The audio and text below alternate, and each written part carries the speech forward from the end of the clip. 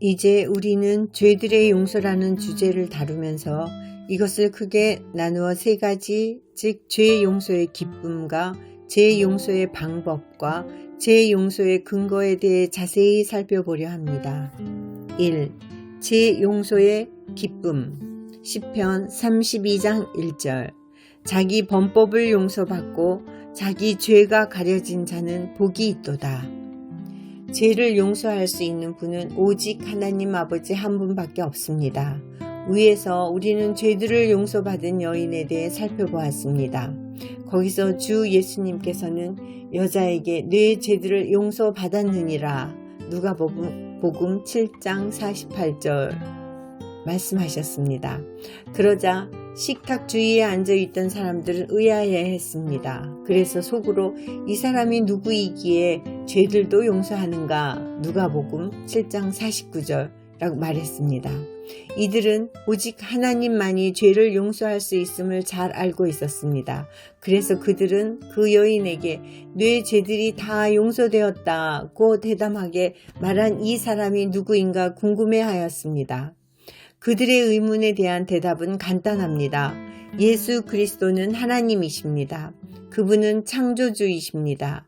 하나님께서 홀로 창조물에 대한 법을 규정하셨으므로 오직 하나님만이 죄를 용서할 수 있습니다. 요한복음 1장 1절에서 3절. 처음에 말씀이 계셨고 말씀이 하나님과 함께 계셨으며 말씀이 하나님이셨더라. 바로 그분께서 처음에 하나님과 함께 계셨고 모든 것이 그분에 의해 만들어졌으니 만들어진 것 중에 그분 없이 만들어진 것은 하나도 없었더라. 예수 그리스도는 말씀이십니다.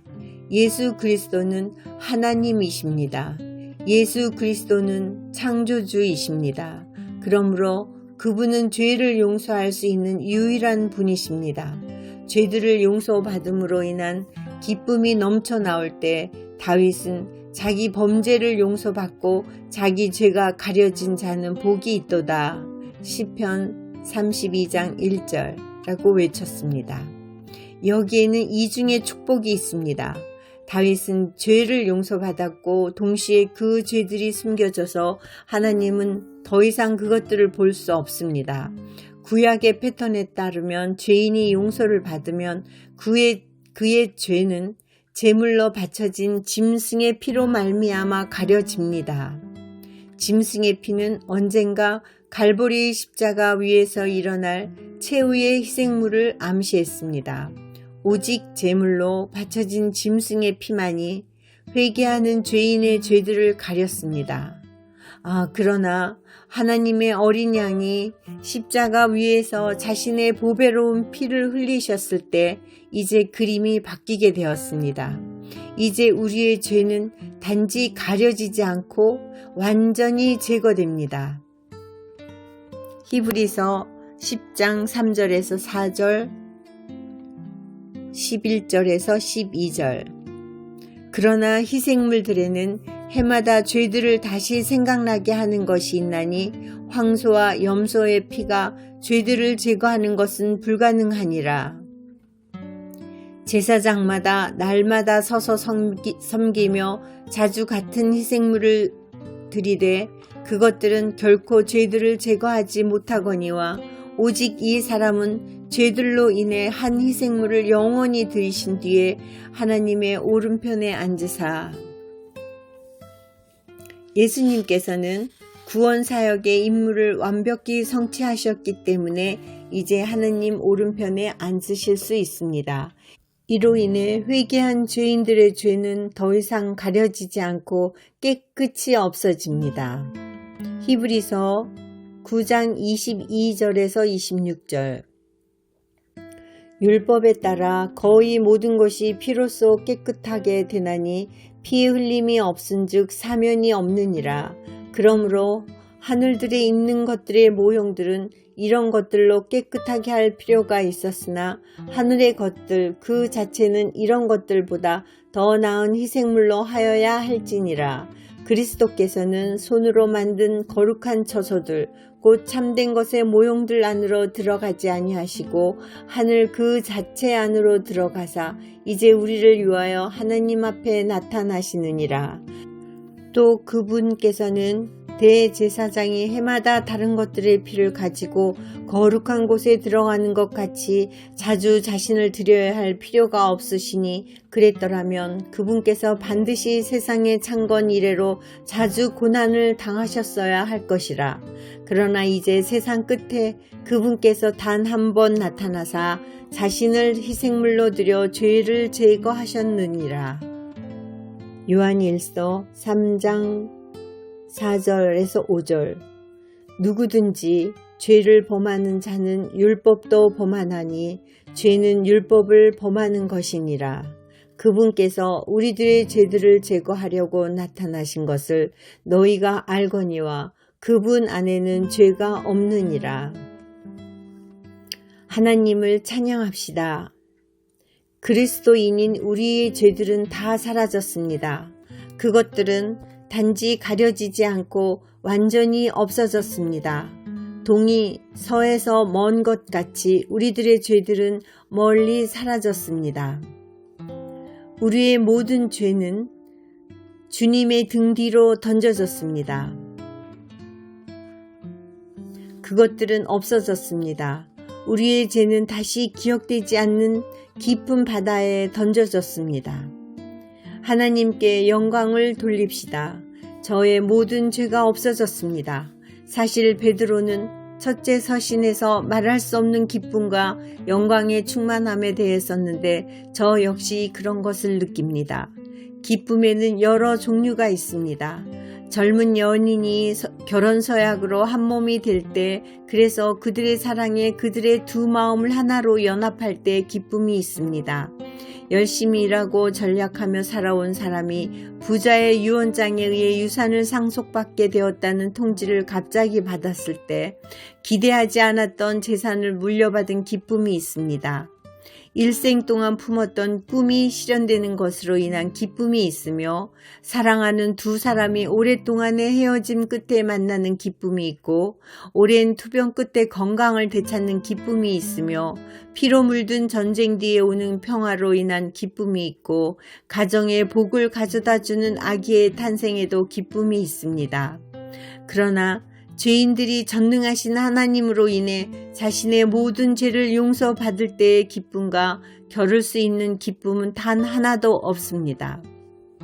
죄인은 자신의 죄가 무거움을 깨달을 때 회개합니다. 다윗은 시편 32편 3, 4절에서 자신의 비참함의 증거를 보여주었습니다.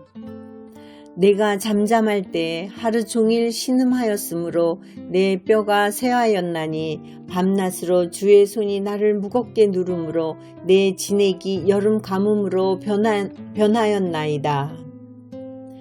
다윗이 자신의 죄를 고백하지 않았을 때 하나님의 손이 주야로 그를 누르셨습니다. 그는 너무나 비참하게 되어 괴로워했고 그의 모든 뼈는 그의 몸 안에서 쇠하는 것 같았으며 죄로 신음하는 그의 혼은 시들고 말라붙게 되었습니다. 오, 죄들을 용서받지 못한 자의 고통이여. 솔로몬은 죄가 낳은 고뇌와 비애에 대하여 다음과 같이 썼습니다. 잠언 20장 17절. 속여서 얻은 빵이 사람에게 달지만 나중에는 그의 입이 자갈로 가득하리라. 하나님은 자신의 말씀을 통해 자백하지 않고 용서받지 못한 죄가 우리를 상하게 하며 끝까지 우리를 추적할 것이라고 경고하셨습니다. 민수기 32장 23절.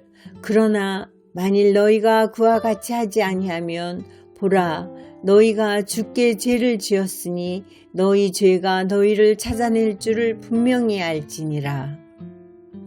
우리는 역사를 통해 카이사르의 암살자인 브루투스가 한밤중에 자기 텐트에 앉아 있을 때 자신의 앞에 나타난 거대한 그림자와 같은 형상을 보았던 것을 알 수 있습니다.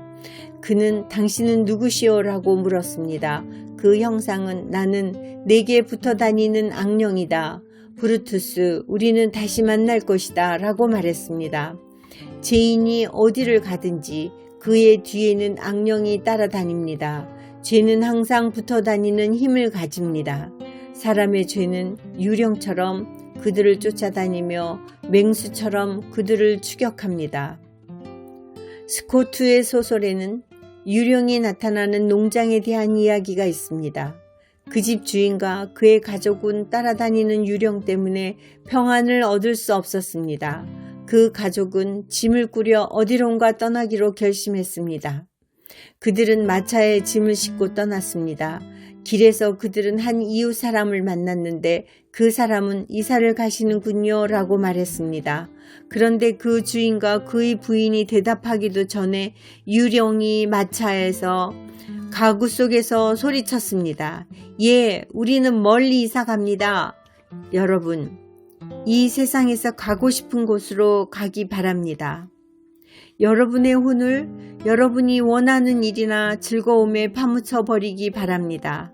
그러나 여러분의 죄가 반드시 여러분을 찾아낼 것을 확신하시기 바랍니다.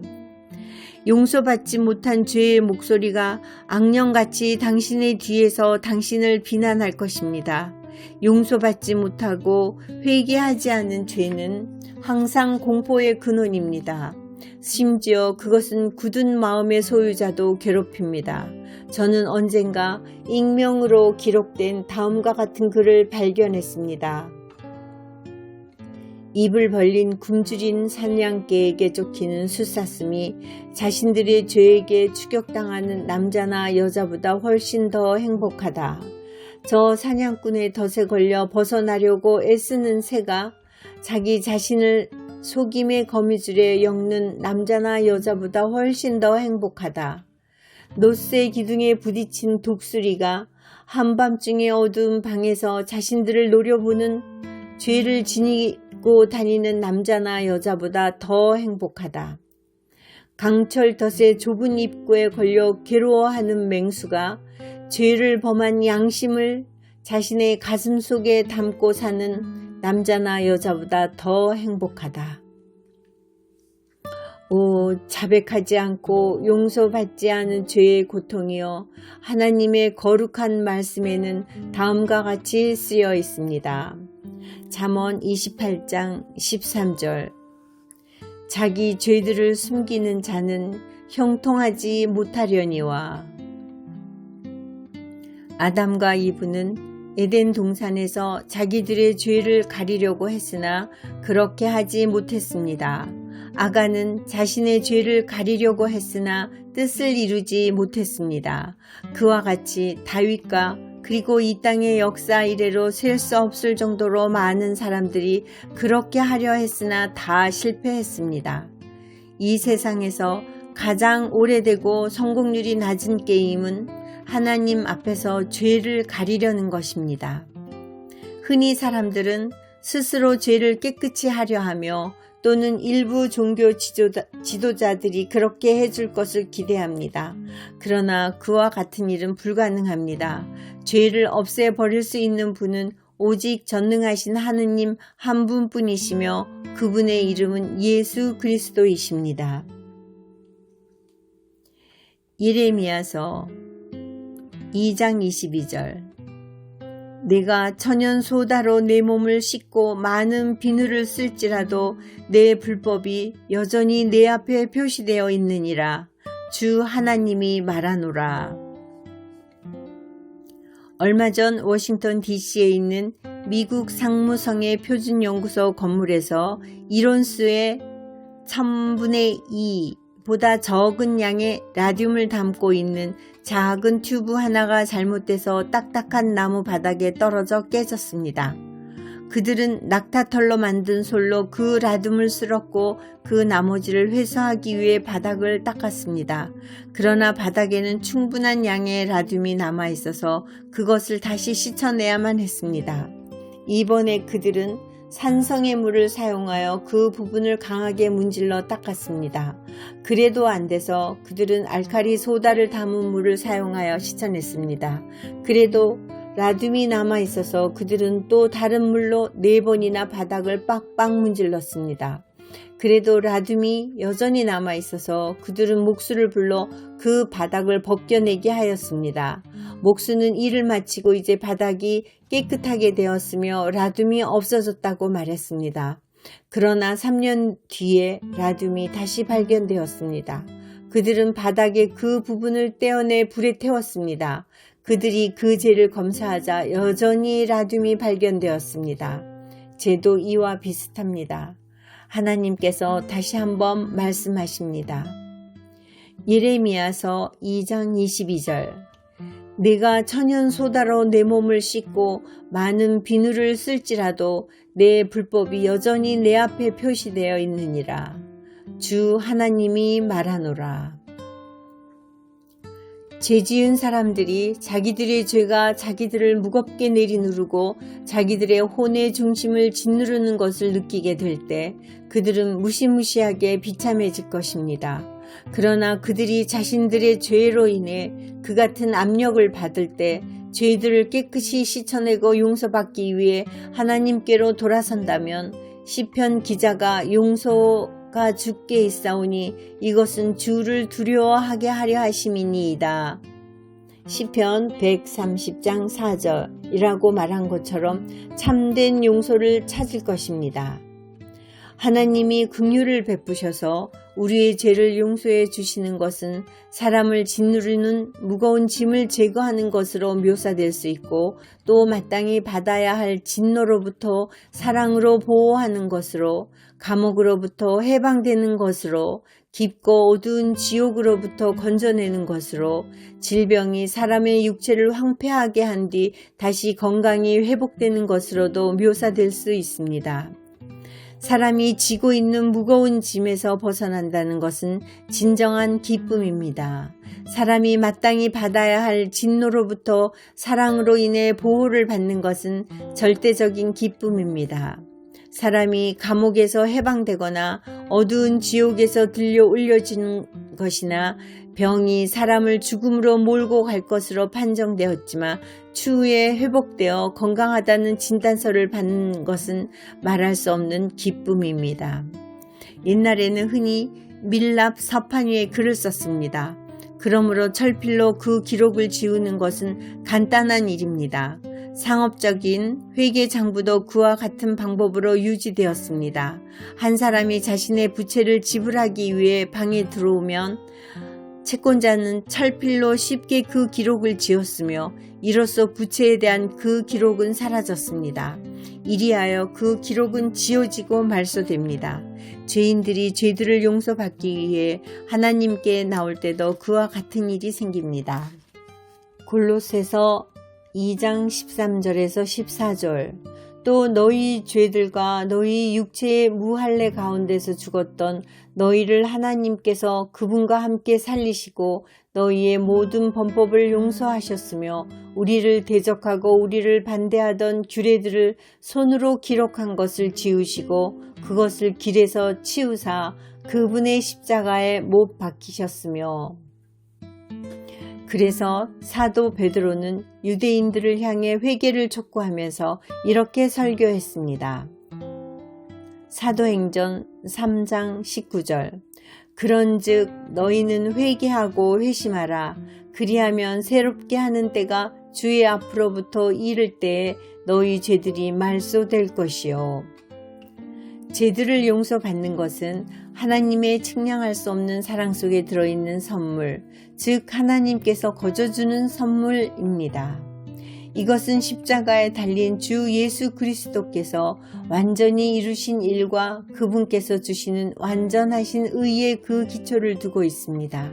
이것을 깨닫는 것은 얼마나 큰 기쁨입니까? 하나님은 죄인의 무거운 죄의 짐을 제거하십니다. 하나님은 범죄의 흔적을 완전히 지워버리십니다. 하나님은 죄가 가지고 있는 부채의 증서를 말소하십니다. 오직 하나님만이 그것을 하실 수 있습니다. 그리고 그것이 이루어지면 죄들을 용서받는 죄인의 마음속에 말할 수 없는 기쁨과 영광의 충만이 있습니다. 2. 죄 용서의 방법 하나님의 말씀은 주께서 우리의 죄를 용서하시는 것이 우리가 이 땅에서 누릴 수 있는 가장 큰 복이라는 사실을 분명히 보여줍니다. 버림받은 죄인은 죄들을 용서받을 때 비로소 천국에 갈 수 있습니다. 구원받은 죄인은 자신의 죄들을 용서받을 때 주님과 친교를 가지며 하나님의 징벌에서 벗어날 수 있습니다. 오직 하나님 한 분만이 죄를 용서할 수 있습니다. 그러면 사람이 해야 할 일은 무엇입니까? 죄들을 용서받기 위한 방법은 무엇일까요? 다윗은 시편 32편 5절에서 우리에게 말해줍니다. 내가 주께 내 죄를 시인하고 내 불법을 숨기지 아니하며 또 이르기를 내 범법들을 주께 자백하리라 하였더니 주께서 내 죄의 불법을 용서하셨나이다. 쉘라. 우리는 주님께 우리 죄를 솔직하고 정직하게 고백해야 합니다. 버림받은 죄인이 구원받고 용서받으려면 자신이 하나님의 은혜와 긍휼을 절대적으로 필요로 하는 죄인이라는 사실, 즉 사악하고 지옥에 떨어질 수밖에 없는 죄인이라는 것을 고백해야 합니다. 누가복음 18장에서 예수님께서는 자신의 죄를 깊이 뉘우치고 슬퍼하며 회개하는 세리에 대해 말씀하셨습니다. 그와 같이 우리는 다 감히 눈을 들어 하늘을 우러러 보지도 못하고 다만 가슴을 치며 하나님이여 죄인인 내게 긍휼을 베푸소서라고 말해야 할 것입니다. 죄를 범한 하나님의 자녀를 위한 주님은 다음과 같이 말씀하십니다. 요한일서 1장 9절. 만일 우리가 우리의 죄들을 자백하면 그분께서는 신실하시고 의로우사 우리의 죄들을 용서하시며 모든 불의에서 우리를 깨끗하게 하시느니라. 만일 여러분이 살면서 무언가를 필요로 하면 그것을 취급하는 사람에게 가야 합니다. 만일 여러분이 식료품을 필요로 하면 식료품을 취급하는 사람에게 가야 합니다. 만일 여러분이 옷을 필요로 하면 의류를 취급하는 사람에게 가야 합니다. 만일 여러분이 자동차를 원하면 자동차를 취급하는 사람에게 가야 합니다. 만일 여러분이 죄들을 용서받기 원한다면 죄를 용서해 주시는 분에게 가야 합니다. 앞에서 저는 잠언 28장 13절의 절반을 인용했는데 이제 13절 전체를 인용하겠습니다. 자기 죄들을 숨기는 자는 형통하지 못하려니와 누구든지 그것들을 자백하고 버리는 자는 긍휼을 얻으리라. 죄를 고백하고 버리는 것이 곧 죄들을 용서받는 방법입니다. 얼마나 효과적인 방법입니까? 그것은 너무 간단합니다. 고해성사의 참회도 필요하지 않으며 자유의지로 자기 자신을 깨끗하게 하는 것도 필요하지 않습니다. 단지 필요한 것은 십자가 아래에서 죄를 정직하게 회개하고 시인하는 것입니다. 이것은 너무 간단하므로 어린아이나 교육받은 사람이나 교육받지 못한 사람이나 젊은이나 늙은이나 심지어 죽어가는 사람도 할 수 있습니다. 이것이 바로 죄들을 용서받는 방법입니다. 3. 죄 용서의 근거. 저는 앞에서 사면하다는 말의 사전적 정의가 용서하다, 눈 감아주다, 주어진 벌을 취소하다 등임을 보여드렸습니다. 하나님은 다음과 같이 말씀하십니다. 히브리서 9장 22절. 율법에 따라 거의 모든 것이 피로써 깨끗하게 되나니 피 흘림이 없은즉 사면이 없느니라. 성경을 집어들고 아무데나 읽어보기 바랍니다. 그러면 얼마 지나지 않아 죄라는 끔찍하고 추하고 아주 싫은 단어를 접하게 될 것입니다. 이 세상에서 여러분 주위를 둘러보기 바랍니다. 무엇을 볼 수 있습니까? 거울을 들여다 보십시오. 무엇이 보입니까? 한 사람의 죄인이 아닙니까? 로마서 3장 23절. 모든 사람이 죄를 지어 하나님의 영광에 이르지 못하더니. 전도서 7장 19, 20절. 지혜가 지혜로운 자를 도시 안에 있는 10명의 용사보다 더 강하게 하느니라. 선을 행하고 죄를 짓지 않는 의인은 땅 위에 하나도 없느니라. 로마서 5장 12절. 그러므로 한 사람으로 말미암아 죄가 세상에 들어오고 죄로 말미암아 사망이 들어왔나니 이와 같이 모든 사람이 죄를 지었으므로 사망이 모든 사람에게 임하였느니라. 하나님은 거룩하며 죄를 미워하십니다. 바로 이런 본성 때문에 하나님은 죄를 바르게 다루어야만 합니다. 하나님은 죄에 대해 두 가지 중 하나를 하셔야 합니다. 즉 죄를 용서하든지 죄를 처벌하든지 둘 중 하나입니다. 어떤 근거로 하나님은 죄를 용서할 수 있을까요? 하나님의 거룩하고 절대 무모하며 완전한 말씀은 우리가 잘못 이해할 수 없는 명백하고도 단순한 답을 우리에게 제공합니다. 히브리서 9장 22절. 율법에 따라 거의 모든 것이 피로써 깨끗하게 되나니 피 흘림이 없은즉 사면이 없느니라. 이 구절을 두 가지 측면에서 살펴보도록 합시다.